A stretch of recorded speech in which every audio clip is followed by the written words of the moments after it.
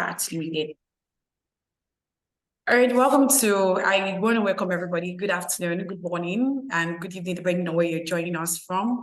My name is Ifeoluwa Alabi. I am super excited to join us. I work as the project officer at the GET Consortium, and the GET Consortium has been holding a monthly webinar where we bring experts from different parts of the world to discuss various global issues ranging from health, topics relating to the field of biosecurity, biosafety, One Health, and other related fields. And this time around, this is another edition for July, and we have another topic that we're discussing today. And we also have our experts joining us from different parts of the country to talk about the topic that we're going to be discussing today. So in case you're joining us again, I want to welcome you. Thank you for joining us as usual. I believe that a lot of people are going to join us as we progress, but because the webinar has been stated to start by 12, so it's very important that we start now. I would like to just give an overview about my organization. The name of my organization is the Global Emerging Pathogens Treatment Consortium.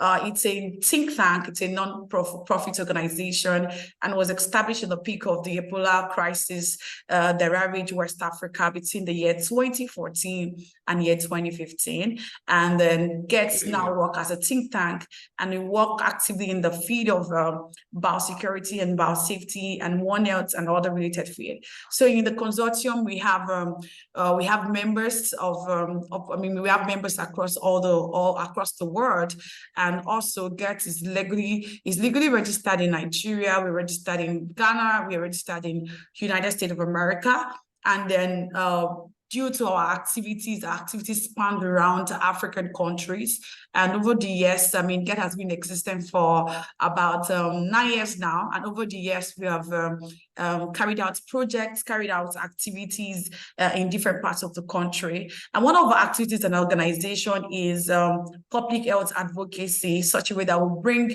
health issues that has to do with biosecurity, public awareness. We educate the public about it, and also we educate the policy makers about it. So this month's edition of GET webinar is focusing on addressing bottlenecks to bioeconomic development in Africa. I'm going to say that again. So the topic for today's discussion is addressing bottlenecks to bioeconomic development in Africa.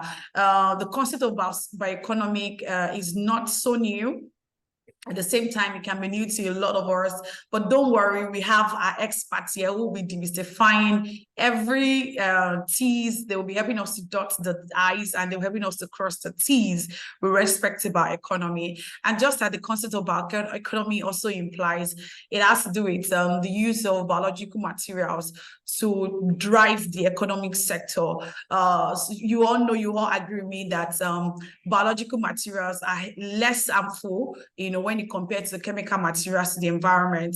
And then, so the simple concept is just like, in place of all the chemicals that are used to drive the economic sector, the manufacturing sector, you want to start engaging the use of biological materials such as enzymes, such as microorganisms, and what have you. I'm not going to be the one to tell us more about it. I have speakers here. I have our experts. What I'm just going to be doing right here is to introduce our experts who will be taking us round the concept of bioeconomy. So with me today, we have Dr. Nicholas Ozor. Dr. Nicholas also is live on the call. Thank you so much for joining us, Dr. Nick, once again. We also have Professor Justus Wessler. Professor Justus, thank you so much for accepting to come on GET webinar series. It's the first time we're having Professor Justus. Thank you so much once again for accepting our invite. And we also have Mr. Fortunate Muyambi, who is from Istico. Mr. Fortunate, once again, thank you for accepting to speak on GET webinar series. Based on our schedule, we're going to be having Dr. Nicholas Ozor present first, and then before I actually bring Dr. Nicholas on board, I would like to just do some ground information for us. So this is GET, we're precisely using the Zoom webinar platform. And then we have our webinar chat. In case you have any details you want to drop, you can kindly engage the chat, just drop where you are from. You can say hello, and, just for us to actually enjoy what we are talking about. And then you can also give feedback on the chat. And in case you want to drop your questions, we have the Q&A. I'm showing straight line in front of your screen. At the bottom of your screen, you're going to have the Q&A box, and the box is specifically where we drop our questions. And also I'm going to harvest the questions for our speakers to actually answer them, and also our speakers can also get to answer your question directly. So let's just go straight right into what the business of today, and I'll be bringing on board Dr. Nicholas Ozo. But before I actually bring Dr. Nicholas Ozo, I would like to talk about his biography for us to get to know him professionally. So Dr. Nicholas Ozo is currently the Executive Director at the African Technology Policy Studies Network, ATPS. Dr. Nick holds a double PhD in Agricultural Extension from the University of Nigeria and in International and Rural Development from the University of Reading, United Kingdom. Dr. Nick is currently the Executive Director of the African Technology Policy Studies Network, popularly known as ATPS in Nairobi, Kenya, the African leading science, technology and innovation policy think tank. He was formerly a senior lecturer in the Department of Agricultural Extension at the University of Nigeria, Nsukka. Dr. Ozo has led and is currently leading many internationally funded research projects bordering on STI, agriculture, food systems, climate change, policy development, and private sector engagement, amongst others. So Dr. Nick is a member of many professional associations, and he has published over 120 articles in reputable international peer-reviewed journals and other multimedia channels. Dr. Nick has raised over $50 million USD in grants to support development work in Africa, and he holds many distinctive prizes and award for academic excellence and for good community leadership. Dr. Nick is currently also one of the leading experts in the field of bioeconomy in Africa today. And the topic of discussion for Dr. Nick is going to be talking about addressing bottlenecks to bioeconomy development in Africa. So Dr. Nick, I'm so excited to have you once again. How are you today, sir? I am fine. Thank you very much, Ife. You're welcome. For having me once again. You're welcome. It is always nice to be with the GET Thank you. Consortium. Let me appreciate you and what you are doing at GET. Yeah. Let me also appreciate the director or commander-in-chief of the GET Consortium, Dr. Boba, who I have also worked with, and I trust his leadership capabilities. So I am not in any way surprised as to how he's driving and steering the GET Consortium towards achieving its mandate. And to all the other administrators and board members, Biomi and so Prof, I respect all of you and appreciate you. My job today is very simple, to give a 20-minute presentation on addressing bottlenecks in bioeconomy development in Africa. The bottlenecks to bioeconomy development in Africa. I don't know whether you can allow me to share my screen. Yes, the command has been enabled. Okay. So I will share my screen and we take it from there. Can you see it? Yes, I can see your screen very well. Is it better now? Yes, it's better. Okay.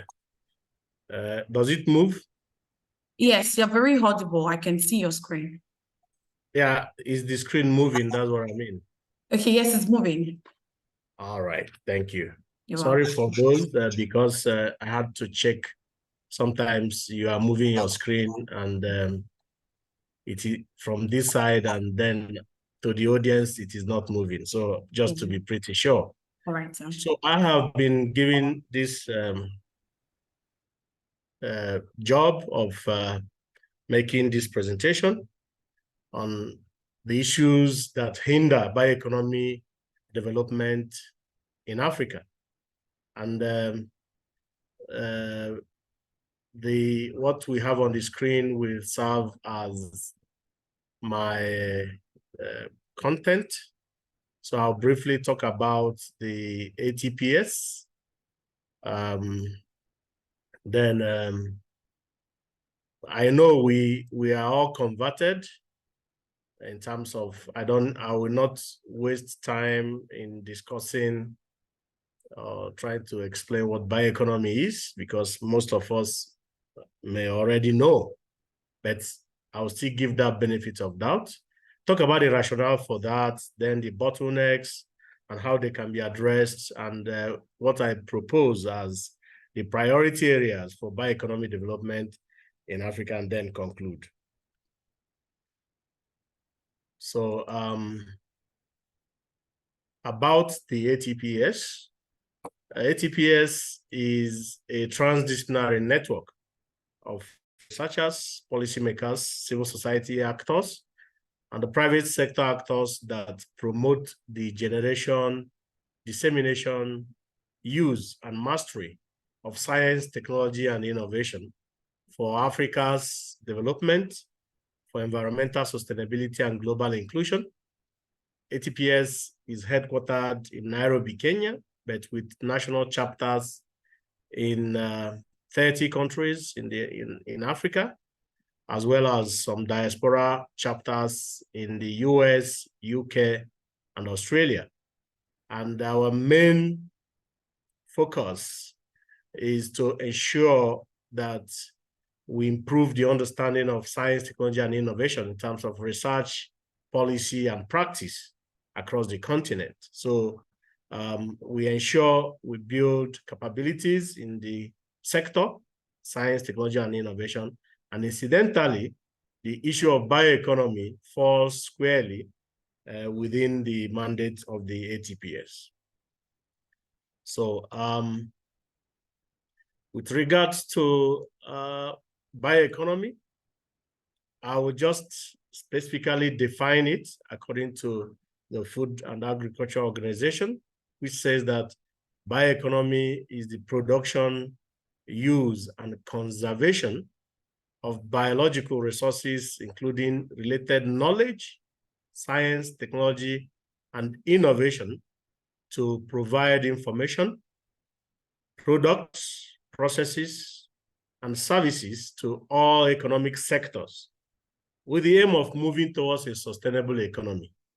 An economy where there is no waste, an economy that does not pollute the environment, an economy that creates jobs and wealth. The EU defines it as the production of renewable biological resources and the conversion of these resources and waste streams into value-added products, such as food, feed, bio-based products, and bioenergy. Incidentally, my organization, the ATPS, in partnership with some other regional organizations on the continent and beyond, had undertaken some research around bioeconomy between 2018 and 2021. And incidentally, also, one of our partners is here, Isteco, which led the research project that we participated in. So from the research which we carried out and in liaison with actors within East Africa who participated in developing the bioeconomy strategy for East Africa, actors defined or agreed that bioeconomy should be defined as processes and activities that lead to sustainable use of biological resources to create value in form of products, services, and knowledge through science, technology, and innovation. So, why bioeconomy? What is the rationale for promoting bioeconomy? Why is Gates Consortium interested in supporting advocacy, awareness creation, and so on around bioeconomy development on the continent? As we know, the population of Africa has been growing at alarming rates, and there has been other issues bordering Africa, including the war in Ukraine, the wars in Africa itself, and so on and so forth. And policymakers are usually confronted with the issue of how they will ensure that their populace and citizens are adequately food secure, are also employed gainfully, and do not pollute the environment, and so on and so forth. And at the same time, ensuring that the ecosystem services and the environment are safe from threatening global challenges like climate change and diseases. So in the face of all these crises, in the face of even unemployment, in the face of wastes, in the face of various climatic and environmental challenges, bioeconomy stands out as one of the key strategies that can be deployed to sustain cross-sectoral growth and development in such circumstances, especially. Hello, sir. Yes? So sorry, Dr. Also, sorry to cut you short. It seems your screen is not moving. Yes, okay. I think we should just, so we're still at the outline. So where are you now? Still at the outline, actually, still at the outline. Okay. That's exactly why. Okay, yeah, do you want to restart? Do you want to close it and start sharing again? Okay. All right, sorry about that. That was why you were confirming the other time. I was trying to reconfirm.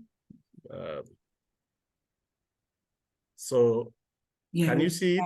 Yes, we can see about the ATPS.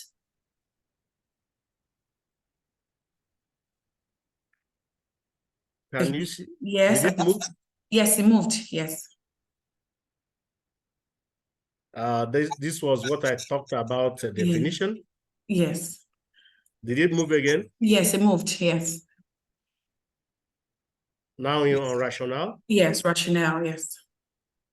Okay, thank you very much. I think we are good to go. I was trying to explain why bioeconomy is the way to go in the face of increasing population and global crisis, food crisis, where policymakers are required to provide, make their citizens to be food secure and create green jobs, as well as maintain environmental sustainability in the face of climate change. So we say that bioeconomy stands out because Africa as a continent are rich in lots of biological resources that we can harness to ensure a circular economy, to ensure that green jobs are created, but there are things that prevent us from getting to this. And that is why we are making this call. That is why Gates Consortium is asking, how do we address these bottlenecks? Having known what bioeconomy can help us do, sustain the environment, create green jobs, ensure food security, ensure industrialization of bio-based products, and so on and so forth, then how can we address issues that make us not to leapfrog in bioeconomy development, just like most other countries in Europe and America Like German, we have seen the bioeconomy contributes significantly in their to their GDP. Has it moved? Sorry. Yes, yes, that's okay.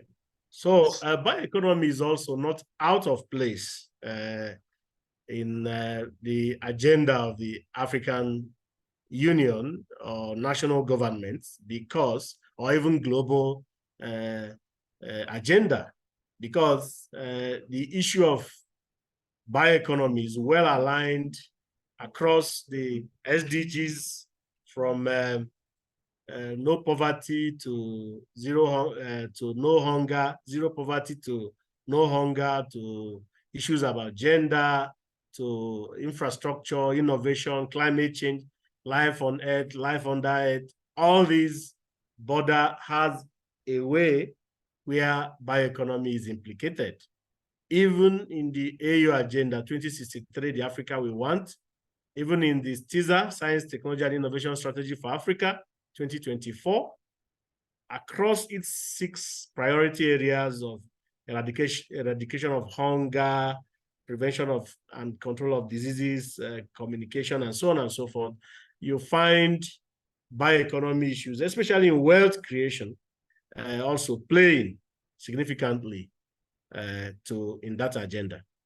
As well as national development plans and visions, you find aspects of bioeconomy scattered here and there to ensure that countries develop sustainably. So I will not waste us time, but just delve into these, how we can address the bottlenecks. So with all these good potentials of bioeconomy, why then are we not harnessing the full potentials therefrom? So, but before we address the bottleneck, it would be nice to also understand what the bottlenecks are, for us to be able to effectively address it. So, from our research and experience, we have identified 5 key areas of bottlenecks, for which, if we address them, we can be assured that we have the continent we leapfrog or transform through bioeconomy development.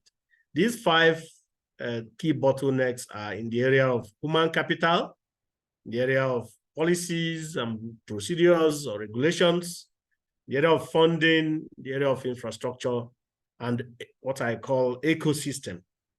So I can summarize these bottlenecks in these 5 key areas. And to address each of them, I will provide what is an action that may be required and how do we achieve these actions. So take, for instance, we take policies and regulations. So in this, under this, policymakers are encouraged to create enabling environment. You know, all the time since we were born, we have been hearing that there is need to create enabling policy environment for something to happen. So this simply, in simple terms, mean a political goodwill for the leaders, for governance to be favorable to this concept. Just like in some countries, they push and get climate change bill passed and get climate change act, or get STI act, or get innovation act. So these are the ways government show that they support a particular agenda. So in this case, there is need, whereas issues or aspects of bioeconomy are scattered in development agenda, there is need for us to harmonize one single bioeconomy policy or bioeconomy strategy that will drive this sustainable development through bioeconomy, especially in key sectors like food and nutrition, renewable energy, environment, health, and so on and so forth. And how do we do this?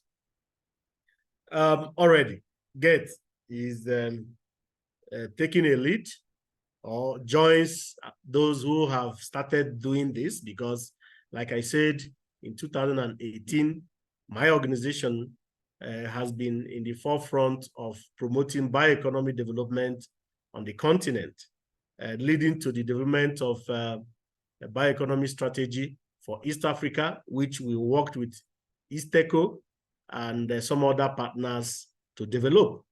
There is need for effective communications.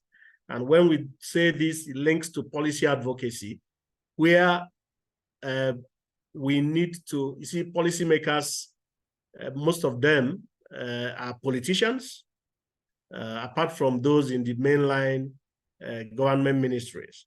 And therefore, those in the parliament need to understand why this is important. And for them to understand that, there is need for advocacy. Apart from this kind of awareness creation, we need to let them know the importance of bioeconomy development, bioeconomy research, bioeconomy innovation, and so on and so forth. We need to create incentive structures so that those involved in R&D or innovation around bioeconomy can be effectively incentivized, and as well, those who are making life difficult or not doing well in terms of polluting the environment, we give appropriate sanctions. So these can only come through policies and regulations. We know that in some countries, one of the cleanest countries in Africa is Rwanda, and this is because there are sanctions to misuse of plastics. So banning plastics, which some countries in Africa have done, is one way. There's need to create sustainable policies, like I said. Currently, few countries have policies on bioeconomy. Few countries have strategy, like South Africa. I'm aware Nigeria is also developing theirs, or has developed one, but there is need to have to give the policy a teeth to bite, and that can happen when it comes out as an act of parliament, where they can then provide budget for its implementation.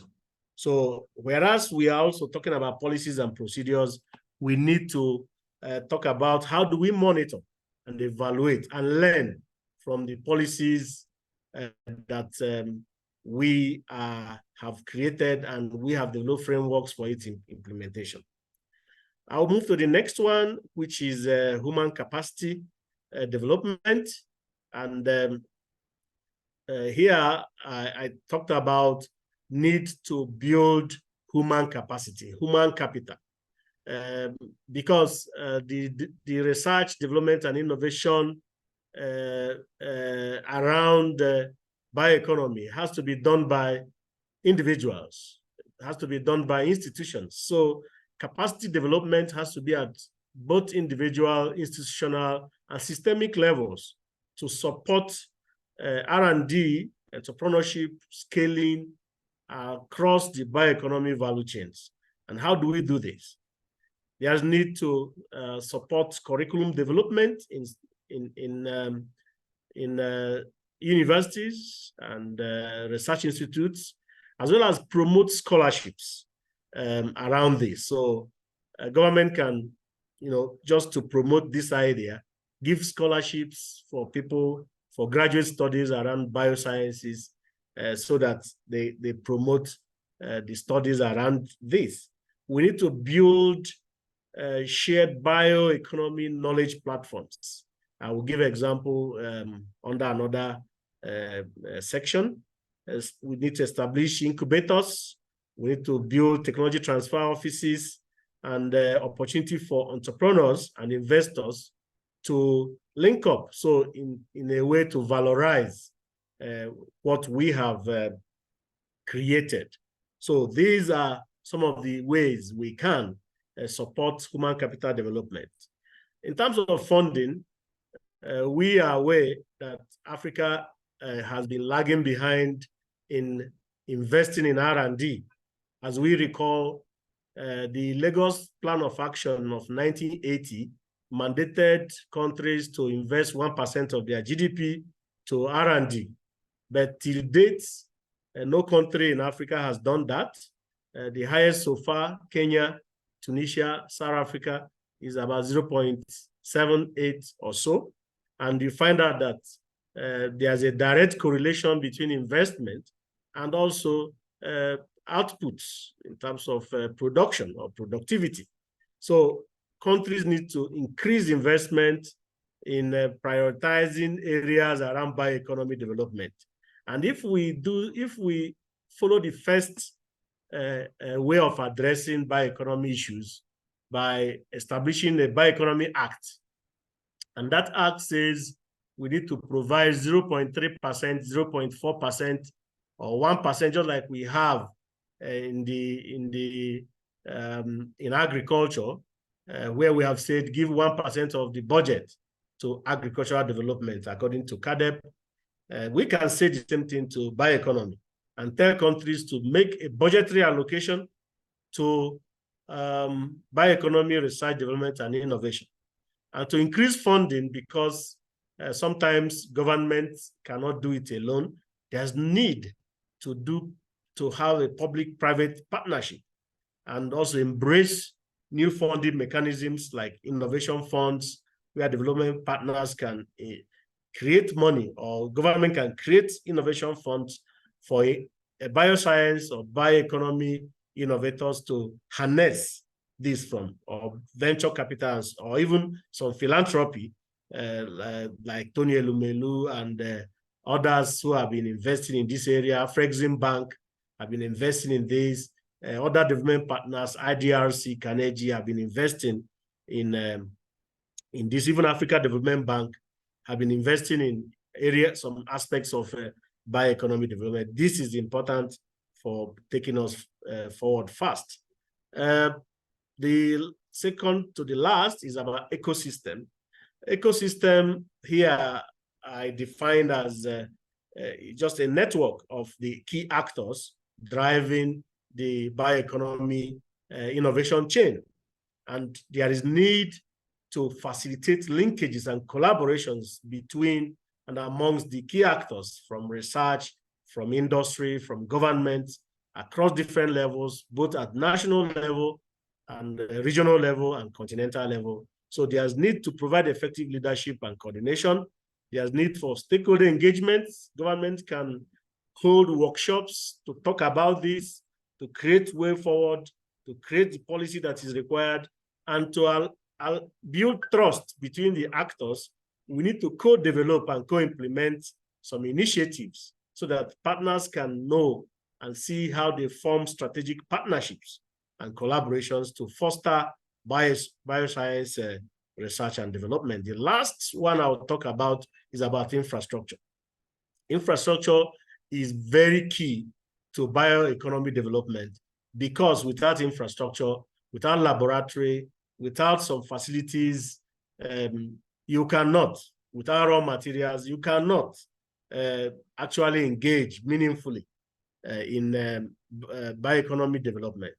And how we can do this is maybe to learn from what is already done in the Bioscience East and Central Africa Hub, based here in Nairobi at IRI, where they have a Becker hub promoting bioeconomy development, bioeconomy entrepreneurship, bioeconomy research and innovation, and so on and so forth, to help support candidates with innovative ideas, to help them, even provide financial resources in incubation firms, train them on aspects that will enable them access even financial facilities, know about intellectual property rights and ethical issues and standards, even as they develop their innovative ideas, generate products and processes, and scale to commercialization. We need to strengthen bioscience industries. We need to build them where they do not exist. Institutions promoting this need to be supported. Why can't we have biorefineries, especially this time that we are talking about high price fuel prices in countries like Nigeria? Why not engage in bioresource development that we generate biorefineries and we do not depend on inorganics, but also on organic? We need to convert our wastes in a circular economy form and ensure that businesses develop from bioeconomy, research, development, and innovation. So my last slide will be talking about the priority areas for bioeconomy development in Africa.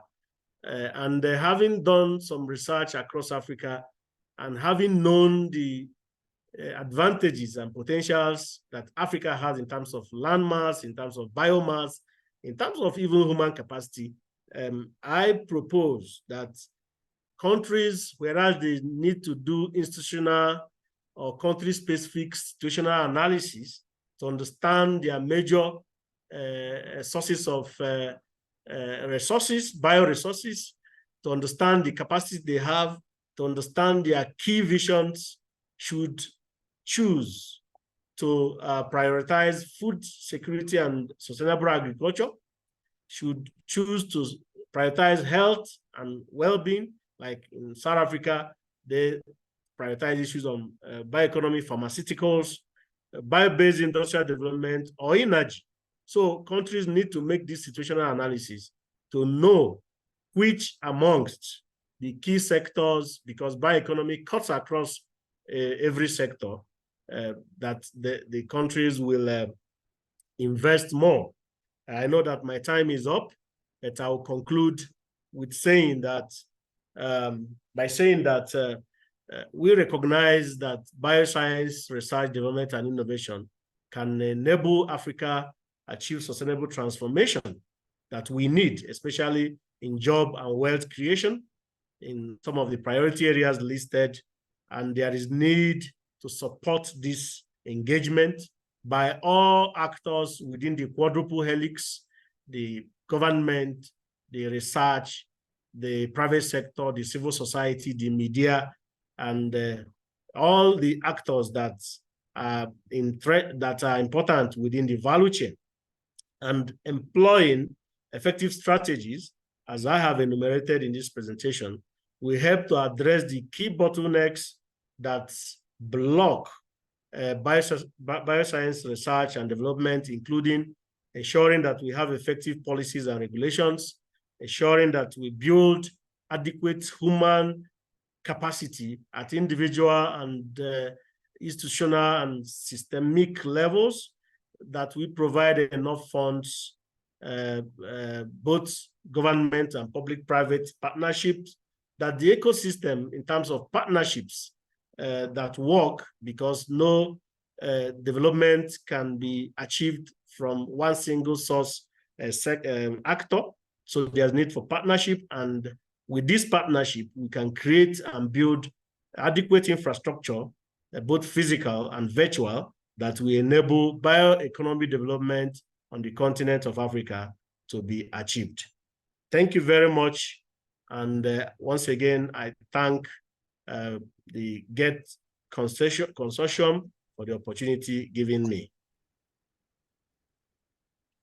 All right, thank you so much, Dr. Ozo, for that enlightening and also light-shedding discussion. I really enjoyed your section. Thank you so much. So in case you're just joining us, Dr. Ozo is our first speaker, and he just talked about addressing the bottlenecks to bioeconomy development in Africa. So I'll just do a little recap on what Dr. Ozo's presentation has pointed out.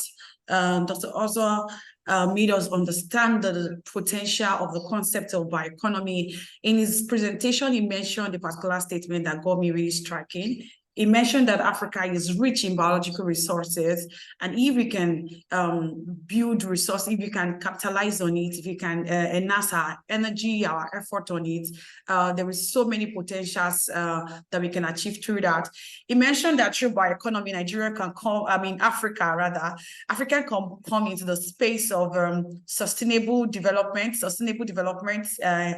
We can come to create green jobs. We can come into food security. And then he also mentioned the bottlenecks, and as well, he also addressed how the bottlenecks can be resolved. He mentioned 5 bottlenecks in his presentation, and I'm just going to mention them in a GV. Number 1, he mentioned human capital is one of the bottlenecks that Africa is going through. Bottlenecks to our bioeconomy development in Africa. He mentioned that the need that is very important, that we need to promote inclusive academic curriculum. He also mentioned that there need to be scholarships to build people capacity, human capacity in the sphere of, the sector of bioeconomy. He did mention that policies and procedures are also one of the bottlenecks to bioeconomic development in Africa. And he mentioned that it is very important that our policymakers need to create an enabling environment for bioeconomy. He mentioned that funding, there's no way we can actually talk about bottlenecks when it comes to all-round development in Africa without mentioning funding. He did mention that there are a lot of support that have been received across the continent of Africa in response to bioeconomy, but more can be done. And then one of the things he also mentioned is that he mentioned about the ecosystem in his recap, and Dr. also mentioned that there cannot be a sustainable development in silos. There has to be a networking, there has to be collaboration, and it's very important we start leveraging on togetherness. Then he mentioned also that one of the things that is actually affecting bioeconomic development in Africa is infrastructure. There was this slide, there was this picture Dr. also put in his presentation, which captured road. We need road network, we need electricity. These are the infrastructure that can accelerate development of bioeconomy in Africa. And then towards the end of his presentation, Dr. also did mention priority areas for bioeconomy development in Africa, of which he mentioned that if bioeconomy is developed in Africa, the issue of food insecurity will be resolved. Also, the health system will get better, and many others. And from the feedback that we have in our comment section, it's so evident that all of our participants did enjoy your section. So Dr. Also, please stay on. We want you to be on standby because we still need you for question and answer. I would like to tell all of our participants, kindly drop your questions in the Q&A box, and then you can drop other comments in the chat box. So we're going to be moving straight now to our next speaker. I've been liking the energy. I love how the conversation is getting very rich, and I love the fact that our participants are learning so much, not just 1 or 2, but so much. So the next person that I'll be bringing on board is Professor Justus Wessler, and then Professor Justus Wessler will be talking on the topic, building strategic partnership for bioeconomic advancement in Africa. This is very good. I'm going to read Professor Justus' biography so that we can get to know him on a professional level.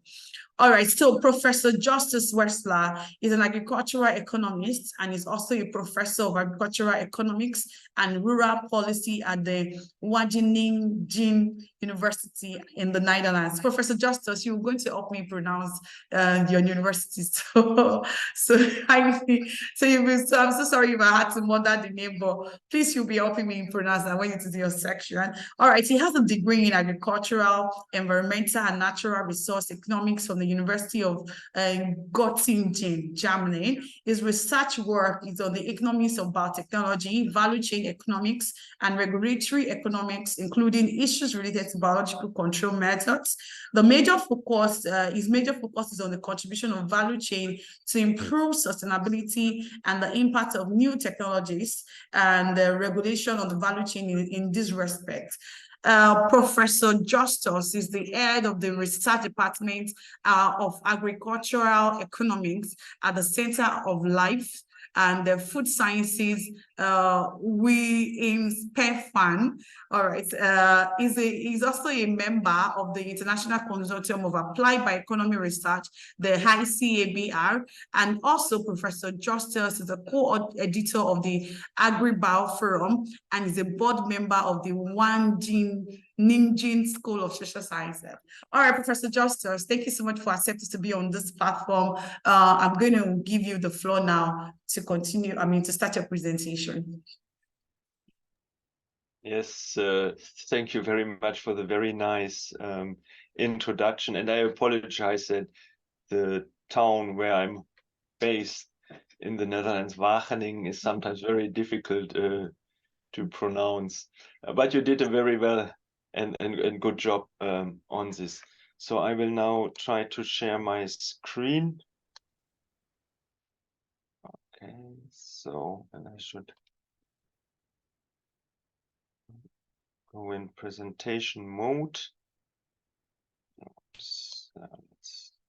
Can you see my screen? Can you just confirm? Yes, I can confirm that I can see your screen, and your screen is also moving accordingly.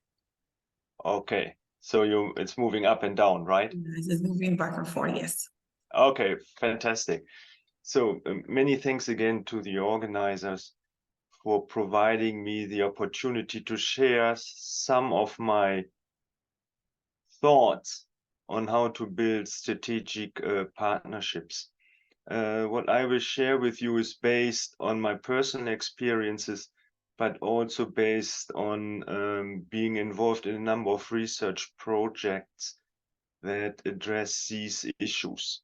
Now, I'm based at Wageningen University, and the motto of Wageningen University is to explore the potential of nature to improve the quality of life. That is the university's mission, and that is basically something that we would say is also directly related to the further development of the bioeconomy. And we have already heard from the previous speaker, whose talk I enjoyed very much, that there are a number of definitions with respect to the bioeconomy.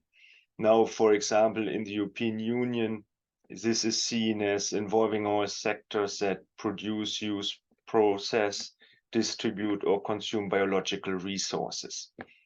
And it's seen as an important enabler for what the European Union calls the Green Deal, where one of the main objectives is to be carbon neutral by the year 2050, which of course is quite of a challenge. Now, if we look at how FAO sees the bioeconomy, and this has been mentioned before as well, they have that is a similar view.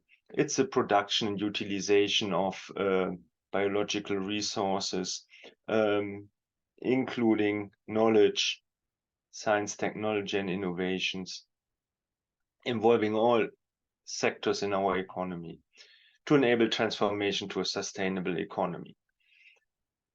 So what is key here is that whether we look at the European Union, we look at how FAO looks at it, or if we look at the Global Bioeconomy Summit, or if we look at what Africa has in mind with respect to bioeconomy strategies that have been written by several African countries, what Latin America, Asia, or Northern America has in mind, the bioeconomy is considered to be a key contributor to sustainable development.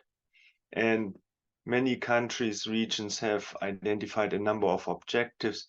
They are often then linked to the sustainable development goals, including food and nutrition security, sustainable management of natural resources, and similar. Now, if we look at the bioeconomy and want to get an idea about how the bioeconomy can contribute to sustainable development, we have to take into consideration that these contributions are embedded in a very complex system, so to say, the system which we call Earth. And it is driven by policies, strategies, and legislations that we observe at national, subnational, but also at international level. It's driven by the availability of natural resources. It is driven by our knowledge in the form of technology, the organization of our economies in the form of markets. It is driven by some exogenous factors like climate change, and they drive how we can use our biological resources and convert them into products that we like to consume. Considering also that recycling of these products plays a very important role. Now, when we look at the contribution to sustainable development, and in particular have a view on the importance with respect to Africa, I like to share these numbers. Many of you perhaps have seen them already, but just to highlight how important the bioeconomy will be for sustainable development in Africa. And I just have here the comparison between the European Union and Africa. Now, if we look at the carbon dioxide emissions per capita, according to the statistics being available, we talk about 6,100 kilogram per capita emissions per year in the European Union, while the average per capita in Africa is 10 kilograms. So these are substantial differences. Now just make some very simple back of the envelope calculations. If the average African citizen lives as the average European citizen is doing, then carbon dioxide emission would increase by 848 billion kilotons. That is more than the current emission of carbon dioxide that we observe. So it implies more than doubling. Now, for all of us who believe that climate change can pose a serious problem to economic development, will realize that this is something that perhaps is not even possible, because before that would have been possible to reach, our system would have collapsed. There are some other numbers related to meat consumption or nitrogen fertilizer consumption between the European Union and Africa. But these numbers just indicate that it seems to be very difficult to convert in a sustainable manner the consumption patterns in Africa to similar consumption patterns that we observe in the European Union. Now, if we think it's important that also the living standards in Africa and other parts of the world should substantially improve and perhaps come similar to the standards of living that we observe in Europe, United States, or other places, then we have to develop solutions that do not require the same amount of inputs, the same amount of greenhouse gas emissions and other pollutants than we have at this point in time. And that is where the bioeconomy then at this point in time can be one of the important contributors to enabling a sustainable transformation of our economies in Africa and many other places as well. Now, when we look at what the bioeconomy may contribute, then there are some low-hanging fruits, and they are related, for example, to increasing the crop yields.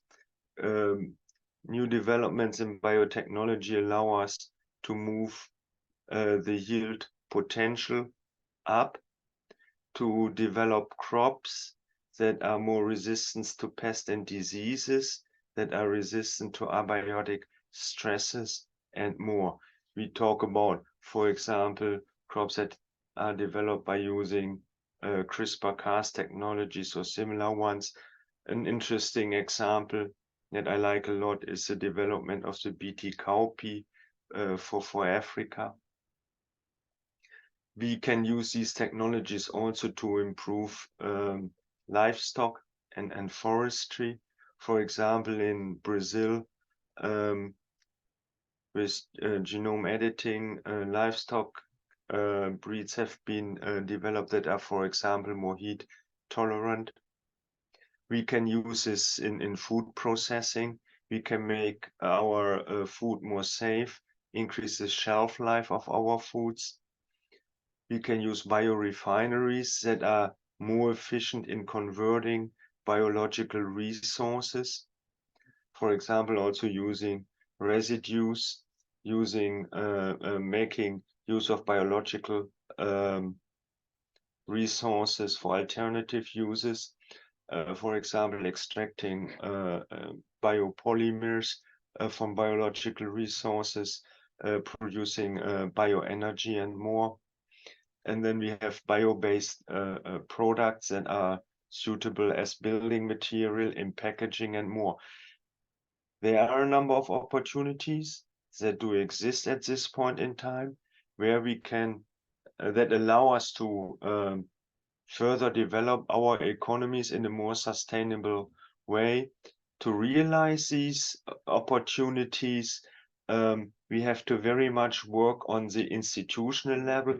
We have observed that in particular, as already has been mentioned, the institutional environment is extremely important to govern the transformation of our economies.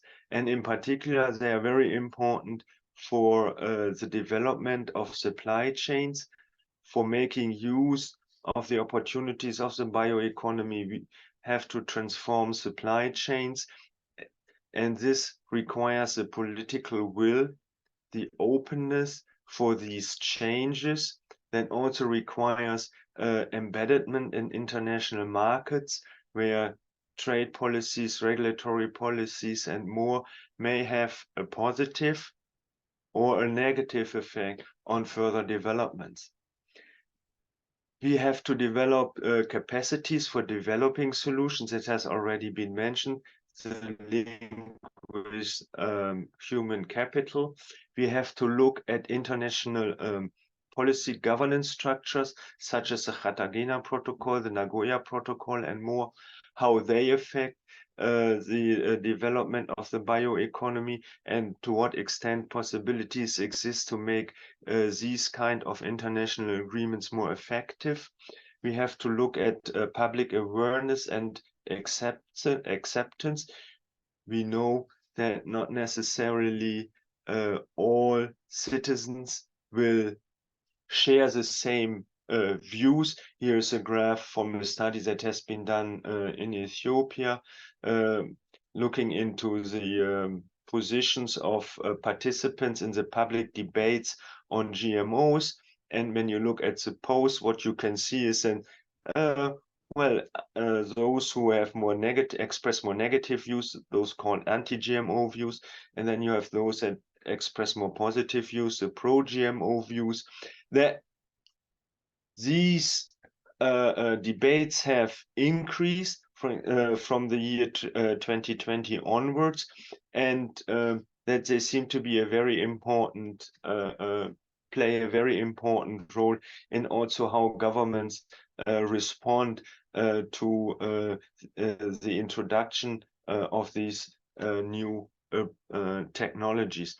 And to illustrate why this is important, if we look at the regulatory design of modern supply chains, where we have R&D phases, approval phases, the market phases where products are sold, and then possible exposed liabilities where company may be held liable if something doesn't turn out as good as it has been expected to be. Then we see that the time length of the different phases has a strong economic impact on whether or not the private sector has an interest to invest in these new technologies. And just to give you here a number, the kappa 2 for approval phase, the number says 0.73. That means if you have one more year in the approval phase, a delay due to approval, that the benefits that are required to justify immediate investment by a seed company from Africa or another company that is interested in developing this technology needs to be 73% higher than the costs. And this illustrates to us how important these policies, R&D policies, approval policies are for stimulating investment in by the private sector in the development of the bioeconomy. Here's another example. This is a study that we did with colleagues from Africa together, looking into different technologies, include food technologies, including BT cowpeas, bananas, BT corn. And what we observed is that if we look at the benefits that these technologies may generate, including the nutritional benefits, that in particular, improvement in nutrition from an economic perspective seems to play the most important economic role. Now, what we also did in this study is considering that governments are reluctant to approve these new technologies as they are sometimes controversial, as illustrated by the example from Ethiopia, that if there are uncertainties with respect to the political success of introducing these technologies, that the likelihood for introducing them immediately decreases. This is illustrated by the yellow bar, which is lower than the aggregated benefits that the technology may generate. So basically, if the concerns weigh less than benefits for a decision not immediately to go ahead with a new technology. Now, for overcoming or for reducing the problems that further developments of the bioeconomy may generate, strategic partnerships can help tremendously. In the European Union, in parallel to the Global Food System Summit, a high-level expert group was brought together, including representatives from Africa, Latin America, Europe, United States, and other places across different disciplines.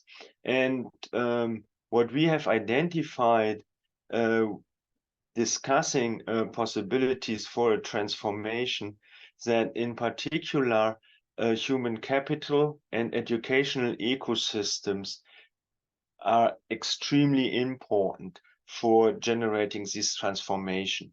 And to enable this transformation, network of networks have a strong impact on generating this transformation. And there are a number of networks available that can be used within the bioeconomy, for example, the Global Bioeconomy Summit or the International Consortium on Applied Bioeconomy Research. These are two global networks that can stimulate strategic partnerships. Also, important are educational partnerships. We have, for example, the Roof Forum for Africa, where regional universities collaborate together. We have the AgriNatura network in the European Union that collaborates with universities in Africa. We have the Agrimba, that is an educational program for Master of Business in Agriculture, again together with universities in the European Union, Eastern Europe, Africa, and Asia. So these are just examples that illustrate what can be done where partners from Africa can contribute. Now, what is important when we look at strategic partnerships is that at least according to our research that we have done, that the partnerships have to be clearly defined, and that measures of impact should be developed.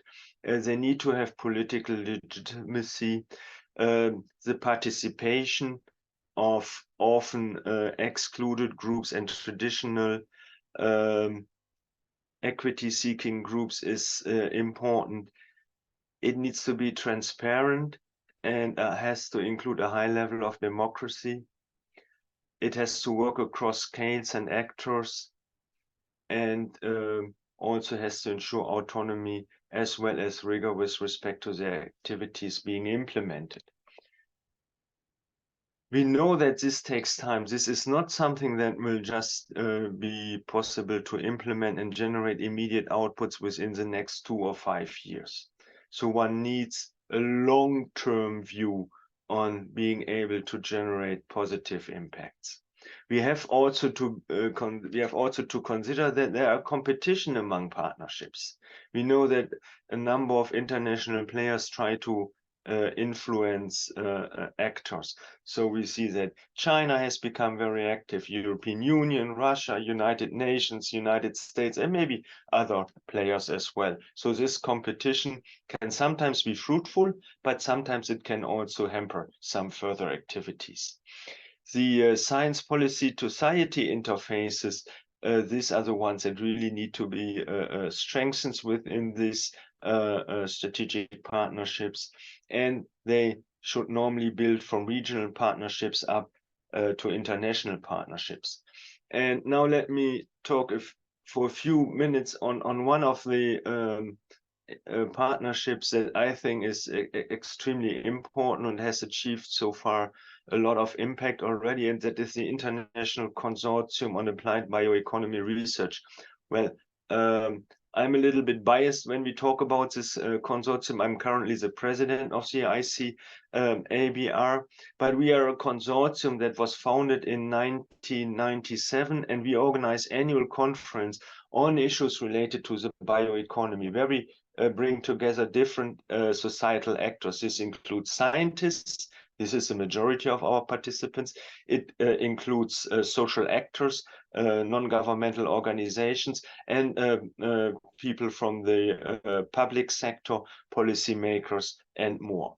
So we try to link and build up the science policy society interfaces to have covered all the important aspects of partnerships that I have mentioned before. And we support regional activities and networks. We had our conference this year in Buenos Aires, and the nice outcome from the Buenos Aires conference that was strongly supported also by the Inter-American Institute for Cooperation in Agriculture is that they did build up a regional network of 13 countries that try to work together on their bioeconomy strategies. We also support educational activities. We organize webinars, and we are often invited also speakers at universities or at international conference to provide information and background knowledge with respect to the developments in the bioeconomy. So this is the International Consortium is one of the examples where from regional partnerships we can build, where we have built networks of networks. So to conclude, the bioeconomy has a lot to offer, addressing the challenges Africa is facing. The institutional changes that are needed are often more important for the transformation than technological change. Technologies, we have a lot. I mentioned a number of them, but bringing them, implementing them on the ground, that is one of our major challenges, and this requires also the institutional changes, meaning to say the right mindset, the norms and values in our societies that are important for getting them organized. To build on strategic partnership, network of networks are the most successful strategy at this point in time to get this organized. And as a network of network, the ICABR is a very strong partner for science policy interfaces. So with this, I like to finish my presentation. Happy to take questions and comments. Thank you very much. Thank you so much, Professor Justice, for that amazing presentation. It's highly commendable. Thank you for sharing with us the possibilities. I'm going to write in on your last slide, and I'll be making reference to that because it literally summarized everything you took us through.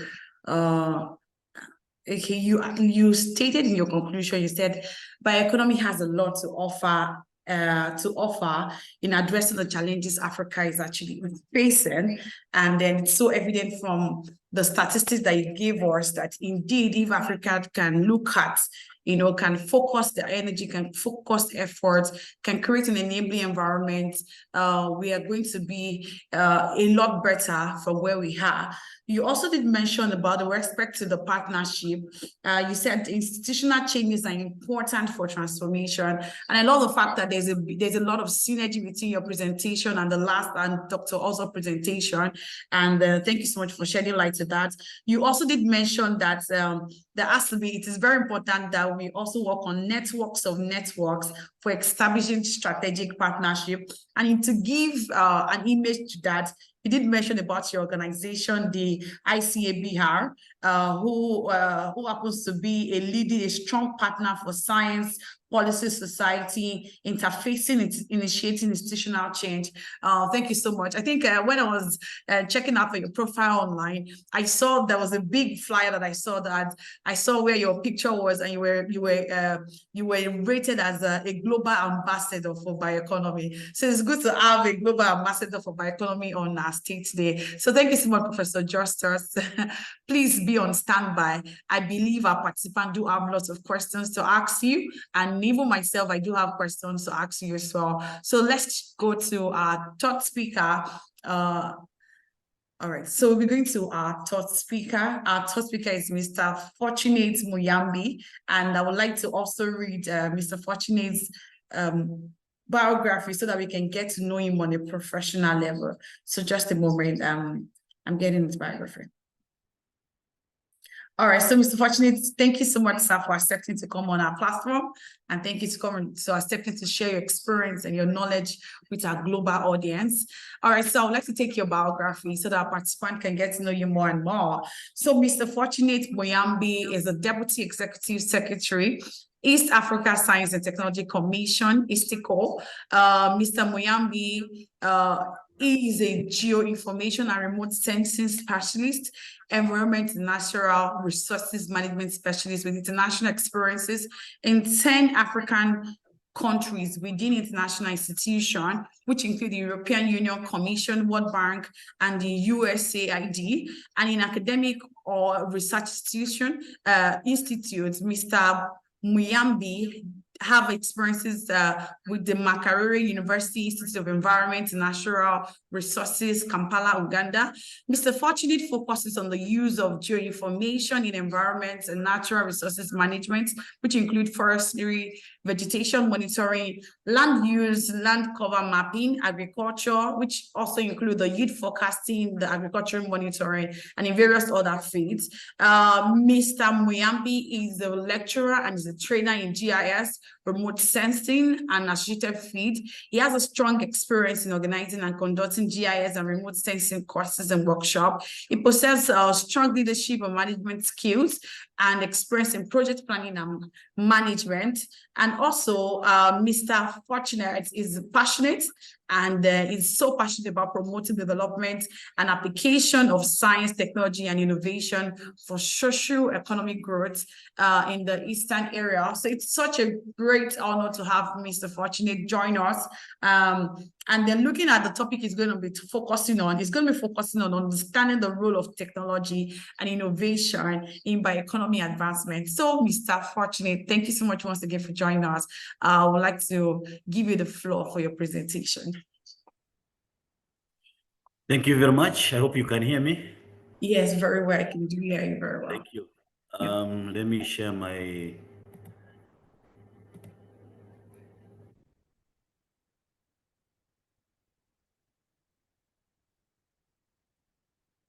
Is my PowerPoint visible on your side? It's opening from my side. I can see your screen very clear. Thank you. Yeah, thank you for this opportunity. I thank GATE for organizing this webinar. It is one of the areas of bioeconomy where we are sharing information on bioeconomy pathways and development in Africa. So my presentation is on understanding the role of technology and innovation in the bioeconomy advancement. Basically, the role of science, technology, and innovation in the bioeconomy development. I'll just shortly go to ESTECO as an institution. ESTECO is Science and Technology Commission of one of the specialized institutions of East African Community, and East African Community has 7 member states, partner states, and one of the main role of ESTECO is to promote and coordinate the development, management, and application of science technology to support regional integration and socioeconomic development. I'm not going to go into the bioeconomy definitions because this has already been covered by my fellow presenters. Basically, as they have said, it covers the production of these renewable biological resources and their conversions. And the priority is for economic growth, which is basically achieved through the emerging industrial based on bioresources. And the goal is to create and develop a new market and increasing competitiveness of the entire economy by utilizing of the bioresources for products and services. I want to bring to attention that the bioeconomy itself has opportunities, and these opportunities are very critical development goals and also targets for the region, and they are delivered in the following outcomes. Basically, the opportunity is on sustainable industrialization, job creation, for green growth, improved food security, improved health, especially on the use of the biodiversity to develop cost-effective bio-based production, especially the pharmaceutical products. Also, excuse me, sir. So, Mr. Fortunately, we can't. Your slide isn't moving here, so I want to believe that must be okay. All of them? From which part? Oh, we are literally glued at the first slide. Okay, so you want to share your screen again? Okay. All right, thank you. Even the second one? Okay, the Even second this one? So it's moving now. So it's moving. So we're now on the second slide. Okay, so I've finished this slide and also this one. Yeah, I'm it's on moving. the Okay, fourth. all right, so we're now on the fourth. Maybe I might not put it under.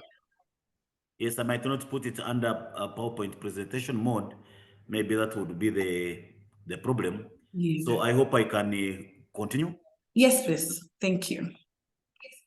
Okay, so I was explaining on the opportunities of bioeconomy development, and one of the opportunities is sustainable industrialization, which includes job creation and green growth, and improved food security, improved health, especially in various pharmaceutical products and services, and also the creation of new bio-based products, which include the biomaterials for construction, some of the inputs for agriculture, enzymes for industry, and also the feed for animals, especially under the substitute products.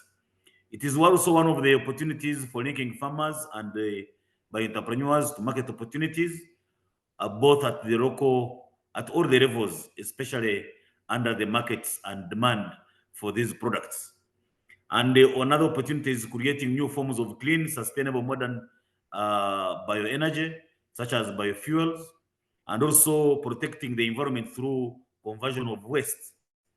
And these today, they threaten the ecosystem and fresh waters, and also out of these wastes we can have useful products by use of bioeconomy. The role of technology and innovation in the bioeconomy advancement, basically it involves the implementation of new types of product innovations and value chain solutions to fine-tune the products and services that are derived from the bioeconomy industries. And the science and technology and innovation that I'm going to talk about, their role is in food security and sustainable agriculture, health and well-being, bio-based industry development, and sustainable energy. So these are the areas where the role of science and technology has been applied for development of bioeconomy and advancing the bioeconomy in the region. I will start with the role of technology in the food security and sustainable agriculture, where we have to introduce a new bio-based technologies and solutions that will strengthen food production and ensuring food security. And these including the technology innovation in value addition to food crops to provide opportunities for smallholders by adding more value to primary produce and use of agricultural residues to produce food that has a value addition in the process. Another area where we have also the role of technology and innovation is also on the novel food and feed products, where we have a variety of novel and healthy foods produced products for growing the markets in the region. Another area is also on bio-based agriculture inputs, which basically support and enhance sustainable agriculture production through the growth of the bio-based inputs. These include biopesticides, biofertilizers that are involved in the that are being produced through the agricultural inputs or waste, and the innovations in these areas have allowed for food security and sustainable agriculture in the region. Another area sector which also where technology and innovations have been applied is the health and well-being, and this involves advancing technology and innovation to develop bio-based health care sectors, which contributes to the health population with improved well-being. And the technology and bio-based pharmaceuticals, especially in R&D, ingredients in the pharmaceuticals, diagnosing the diseases in the area. So also science and technology and innovation has been also one of the tools that has improved health and well-being. Another is on traditional medicine, also promoting indigenous knowledge and traditional medicine through the identification of available biological sources in the region has also benefited health and also has also helped to understand the active ingredients that are being used in coming up with the bio-based medicine pharmaceutical in the region through the role of science and technology and innovation. The last is the bio-based cosmetics and well-being products. These are well developed in the care industry, and they are basing on the production of local regional bioresources, targeting both national and international market niches. And these basically for the protecting and sustainable using biodiversity in the region. So advancing technology and innovation has also led to the bio-based healthcare sector contribution towards the health population. Another sector is the industry sector, of which advancing technology and innovation has led to the development of bio-based industries that stimulate economic growth. And these science and technology and innovation has been applied on bio-based and biodegradable packaging materials, bioprocessing enzymes, bio-based construction materials, bio-based textile fibers, and also the renewable bio-based oils. And all these industries are based on sustainable production of these materials, bioresources, and they have brought also to stimulate sustainable growth in the region through the use of technology, science and technology and innovation. The last sector is energy, where technology and innovation have been advanced to increase the production and use of sustainable bioenergy and develop a range of bioenergy products.